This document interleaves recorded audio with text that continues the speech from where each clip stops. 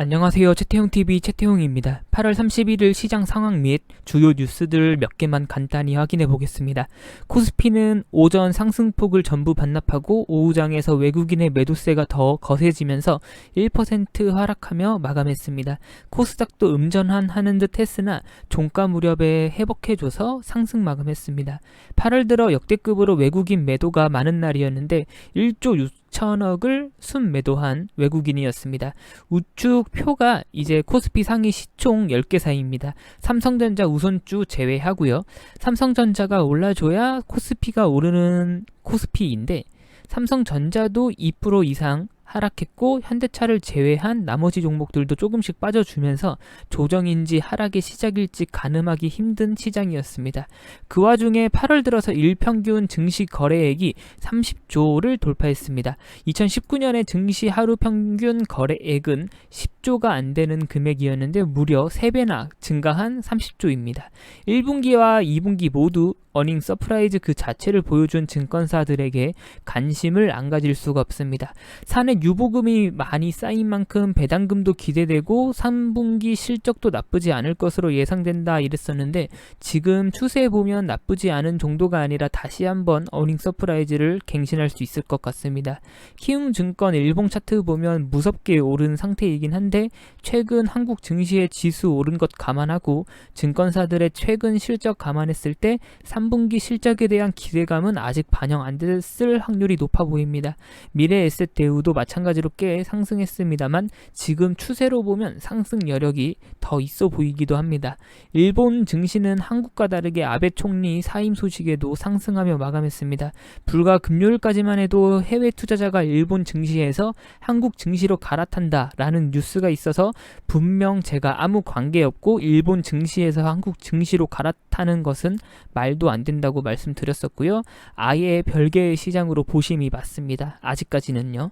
일본 증시는 왜 올랐나 봤더니 새로운 총리 후보에 대한 기대감과 워렌 버핏의 일본 5대 종합상사 지분 매입 뉴스 때문에 상승했습니다.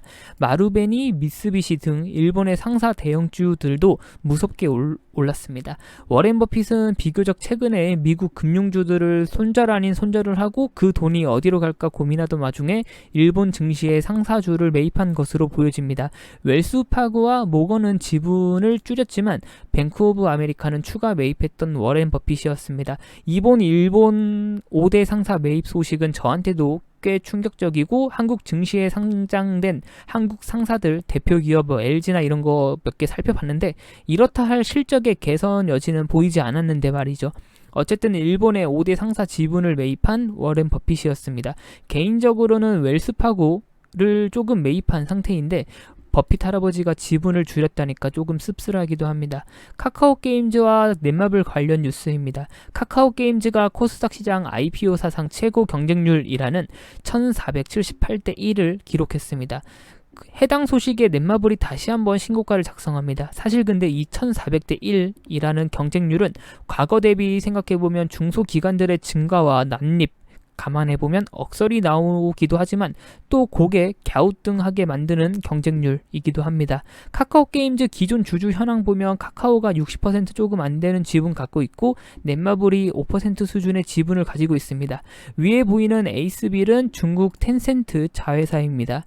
마지막 이슈로 메지온이 24% 급락하며 시장을 마감했습니다. 사상 최고 거래량의 하한가도 한번 찍어준 메지온입니다. 신약 NDA에 대한 자료 수정 및 보완 요청 때문에 승인권이 지연됐다는 소식이 하락했다는 건데 회사 측은 큰 이슈가 아니고 단순 표기 오류 및 정말 문자 그대로 자료 수정 및 보완 요청이라는 반응입니다. 실제로 오늘 바로 대주주가 2,000주 조금 안 되게 3억 남짓한 돈으로 핫다도 하고 공시를 바로 내보냈습니다. 회사와 대주주의 의지를 보여주는 듯한데 주주분들은 다들 아시겠지만 5시에 줌을 통한 메지온 웨비나가 있었습니다. 웨비나 내용 간단히 요약해드리면 FDA 담당자와 통화했고 FDA는 긍정적이며 해당 팀을 대표해서 메지온에게 사과를 했다고 합니다. 또한 회사는 FDA에게 소식을 듣고 주말부터 보안에 대한 준비를 시작했으며 빠른 시일 내에 보안 자료를 제출할 예정입니다. 내용이라고 합니다. NDA 신약의 유효성, 에피커시나 안전성에 대한 문제가 아니라 서류의 기술적인 문제이기 때문에 큰 이슈 없이 지나갈 것이고, FDA는 단순 문구 수정을 원하는 것이며 FDA에서는 메지온의 NDA 신약을 원하고 있다. 뭐 이런 식의 웹이나이던데, 사실 신라젠과는 다른 성격의 이슈이고 단순 해프닝으로 끝날 확률도 높아 보이긴 합니다. 뭐 그렇다고 해서 지금 당장의 메지온 시가총액이 적당하고 정당한가에 대한 질문에는 정답을 못 던지겠지만 말이죠. 이상이고 8월의 마지막 마무리 잘 하시고 9월에 또 뵙도록 하겠습니다. 구독과 좋아요 한 번씩만 부탁드릴게요. 감사합니다. 최태용이었습니다.